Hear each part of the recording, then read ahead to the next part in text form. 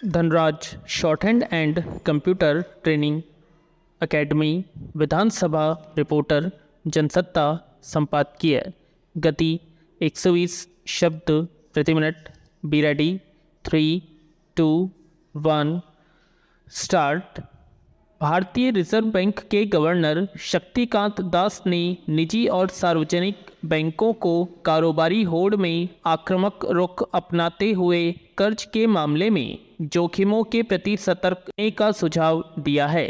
कई उदाहरण देते हुए उन्होंने उजागर किया कि किस तरह कुछ बैंक अपने बही खातों में सही स्थिति दर्ज न करते हुए अपने कारोबार को तो ऊंचा दिखा देते हैं, मगर उससे उत्पन्न होने वाले खतरों से उबर पाना उनके लिए मुश्किल होता है।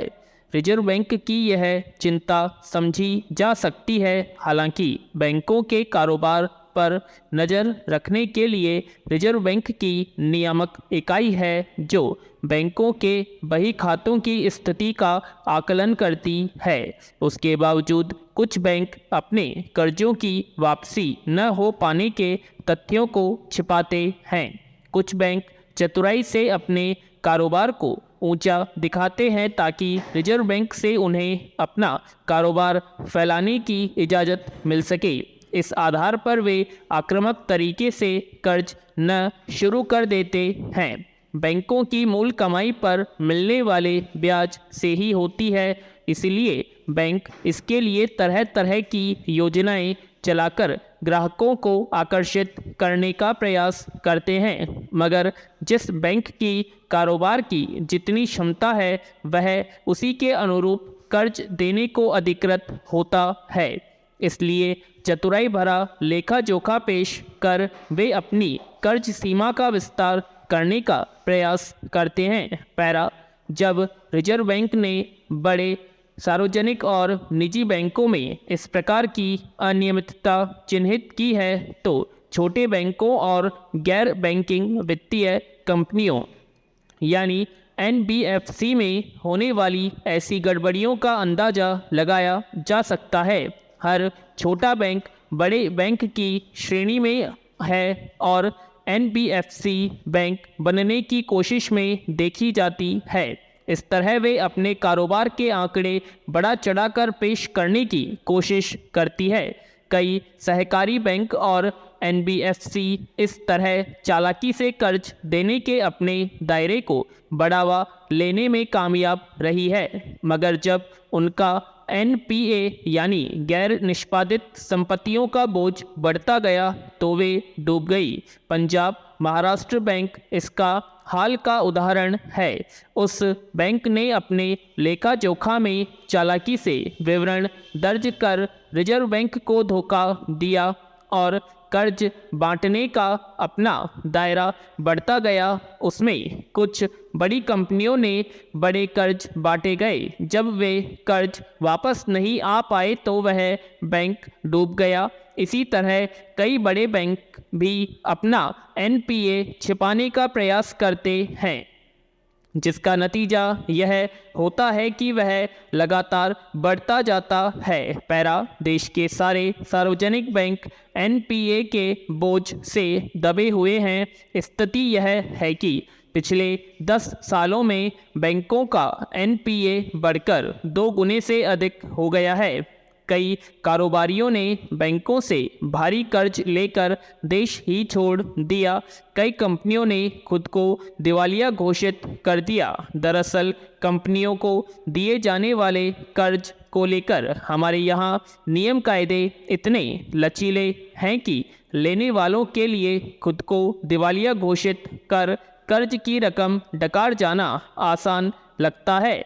ऐसे में शक्तिकांत दास की चिंता स्वाभाविक है कि अगर बैंकों ने कर्ज बांटते समय सावधानी नहीं बरती तो यह अर्थव्यवस्था के लिए भी खतरनाक साबित हो सकता है। मगर यह समस्या केवल नसीहत से नहीं हल होगी। रिजर्व बैंक को ही कोई सख्त रास्ता निकालना पड़ेगा। पैरा, जम्मू कश्मीर में आतंकियों ने अपना खौफ कायम रखने के लिए किस तरह के हालात पैदा किए हैं, यह किसी से छिपा नहीं है, मगर पिछले कुछ समय से उनके हमलों में जो नई प्रवृत्ति देखने में आई है वह है सामुदायिक स्तर पर कुछ खास पहचान वालों को चुनकर मार डालना और उनके जरिए अलग अलग समुदायों के बीच आपस में संदेह और दूरी बनाने का माहौल पैदा करना। इस तरह के टकराव पैदा करके शायद वे स्थानीय स्तर पर एक तरह से आपसी अविश्वास और उसके बाद अराजकता की स्थिति बनाना चाहते हैं, ताकि उन्हें अपनी असली मंशा को अंजाम देने के रास्ते आसान हो सके।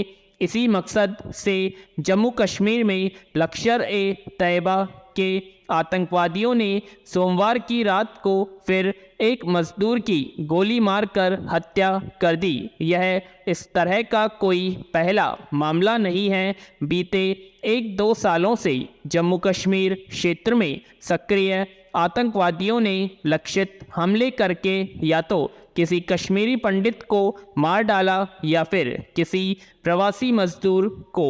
सवाल है कि सुरक्षा व्यवस्था के मोर्चे पर हर स्तर पर मजबूत होने का दावा करने के बावजूद जम्मू कश्मीर में लक्षित हिंसा की घटनाएं थम क्यों नहीं रही। पैरा गौरतलब है कि आतंकियों ने इस हमले में जान गंवाने वाला मजदूर जिस सर्कस में काम करता था उसे अलग से सुरक्षा उपलब्ध कराई गई थी। हालांकि सर्कस से जुड़े लोगों के पास अपनी सुरक्षा भी थी। इसके बावजूद आतंकियों ने लक्ष्य करके बाजार से खरीदारी करते उस मजदूर को मार डाला। ऐसा लगता है कि इस तरह लक्षित हमलों के जरिए आतंकियों का मकसद अपनी गतिविधियों की ओर सबका ध्यान खींचना और सामुदायिक पहचान के आधार पर खौफ पैदा करना है। यूँ तो आतंकवाद में विश्वास करने वाले किसी भी व्यक्ति या समूह से मानवीयता या सिद्धांत की उम्मीद करना ही अपने आप में बेईमानी है, लेकिन खुद आतंकवादी संगठन दुनिया के सामने खुद को सही ठहराने के लिए जो बातें परोसते और सरकारी तौर तरीकों के गलत होने का आरोप लगाते हैं, उन कसौटियों पर वे खुद ही बहुत निचले स्तर पर जाकर भी अमानवीय हरकतें करने से नहीं हिचकते। आखिर किसी सर्कस में काम करने वाले मजदूर ने किसका क्या बिगाड़ा था। पैरा सच यह है कि आतंकवादी संगठन जिनके इशारों पर अपनी गतिविधियां चलाते हैं उनका अकेला उद्देश्य भारत में अस्थिरता पैदा करना रहा है। लक्षित हमले करके अब वे लोगों के बीच अपनी मौजूदगी का खौफ कायम रखना चाहते हैं। यह जगजाहिर तथ्य है। जम्मू कश्मीर में आतंकवादी हमले और हत्याएं करने वाले संगठनों के तार सीमा पार से जुड़े हुए हैं।